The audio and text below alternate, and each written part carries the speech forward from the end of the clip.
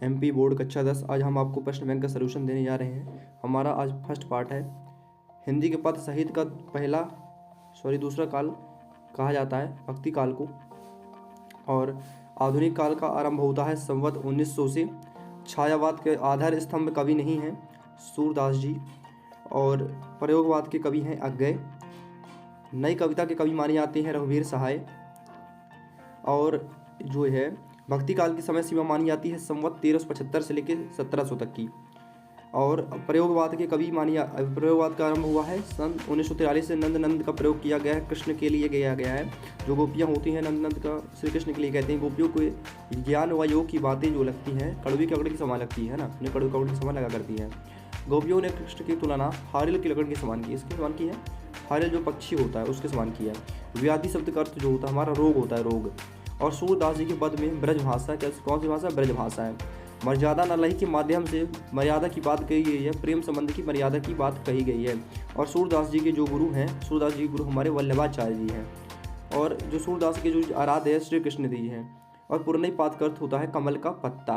और सूरदास जी की रचना नहीं है तो वो नहीं है विनय पत्रिका, क्योंकि विनय पत्रिका जो है तुलसीदास जी की रचना है। और परशुराम को व्यंग भरे जो उत्तर देते हैं, लक्ष्मण उत्तर देते हैं व्यंग भरे उनको।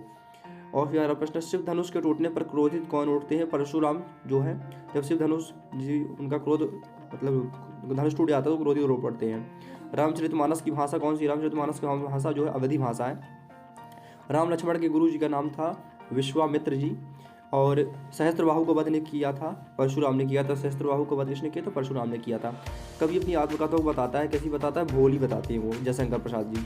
थके पथ की पंथा में अनुप्रास अलंकारी को किसमें था की आवृत्ति हो रही है, एक वर्ड की आवृत्ति। और फिर छायावाद के प्रतिनिधि कवि हैं जयशंकर प्रसाद जी। प्रसाद जी को कमायनी पर पारितोषिक मिला था, मंगला पारितोषिक मिला था उन्हें।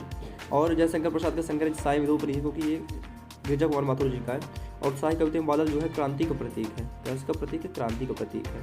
और कवि ने बादलों को किसकी रचना के किसने कल्पना के समान बताया है? बाल कल्पना के समान बताया है। और कवि ने बादलों के लिए विशेषण प्रयोग किया है नवजीवन वाले। और कवि ने बादलों को बरसने का आह्वान किया है, आकाश को घेर कर बरसने के लिए कहा है।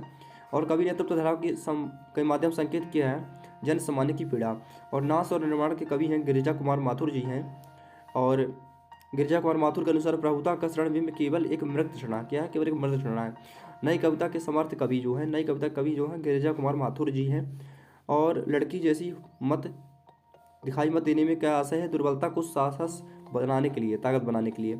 सूरत निरत काव्य संग्रह जो है ऋतुराज जी के हैं।